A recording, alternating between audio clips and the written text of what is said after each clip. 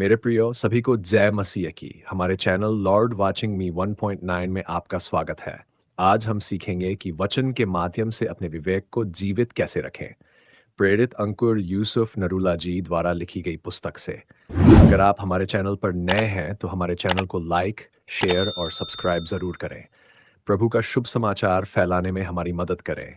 प्रभु आपको आशीष दे। आमीन। बाइबल में लिखा है उत्पत्ति 30:99 फर्स्ट 8-9। पर उसने अस्वीकार करते हुए अपने स्वामी की पत्नी से कहा, सुनो, जो कुछ इस घर में है मेरे हाथ में है। उसे मेरा स्वामी कुछ नहीं जानता और उसने अपना सब कुछ मेरे हाथ में सौंप दिया है। इस घर में मुझसे बड़ा कोई नहीं है। और उसने तुझे छोड़, जो उसकी पत्नी है, मुझसे कुछ भी नहीं रख छोड़ा है।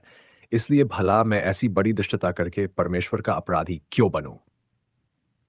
प्रेरियो, परमेश्वर की योजनाओं को समझने के लिए आपका विवेक जीवित होना चाहिए, क्योंकि जीवित विवेक वाला व्यक्ति ही परमेश्वर की योजनाओं को अपने जीवन में ले सकता है।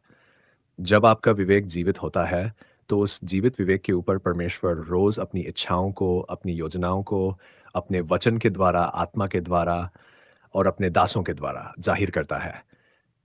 बाइबल बताती है कि यूसुफ के समय पर कोई भी व्यवस्था या परमेश्वर का वचन नहीं था, पर उसका विवेक जीवित था। जब वह अपने मालिक पोतीपर के घर में काम करता था, तो उसके मालिक की पत्नी ने उसको अपने साथ सोने के लिए कहा। तब यूसुफ ने कहा, मेरे मालिक ने सब कुछ मेरे हाथ में दे दिया है। अब क्या मैं तेरे साथ सोकर परमेश्वर का अपराधी बनूं? यूसुफ के जीवित विवेक ने उसे इजाजत नहीं दी कि वह उसके साथ सोए।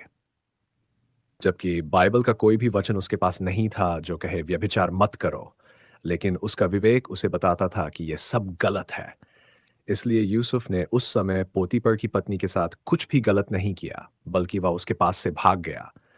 बाइबल बताती है कि अब्राहम ने अपनी अपनी कमाई का 10वां हिस्सा दिया, जबकि अब्राहम को बाइबल की कोई भी व्यवस्था या वचन नहीं मिला था। लेकिन अब्राहम अपने विवेक से जानता था कि मुझे परमेश्वर को 10वां हिस्सा देना है।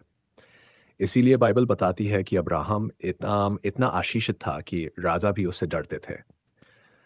अगर आपका विवेक मरा हुआ है, तो आप आत्मा के बीच में बैठकर भी ठंडे हो सकते हैं। मेरे प्रियो, आपका विवेक जीवित होना चाहिए। अगर आपका विवेक मरा हुआ है, तो परमेश्वर अपनी योजनाओं को आपके ऊपर कभी जाहिर नहीं करेगा।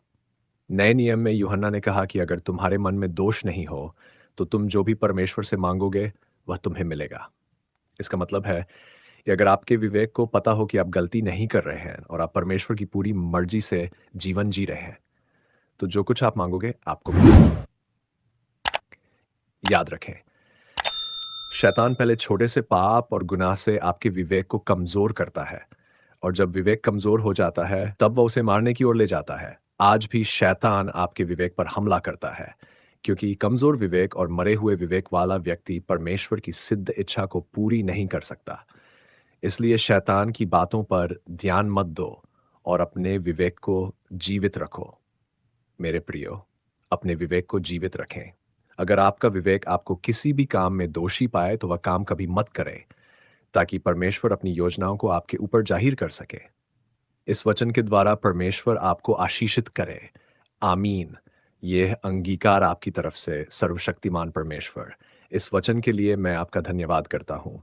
परमेश्वर, मैं अंगीकार करता हूँ कि मैं आपके वचनों के द्वारा अपने विवेक को जीवित रखूंगा और मैं आपकी योजनाओं को अपने जीवन में पूरी करूंगा। प्रभु यीशु मसीह के नाम में। आमीन।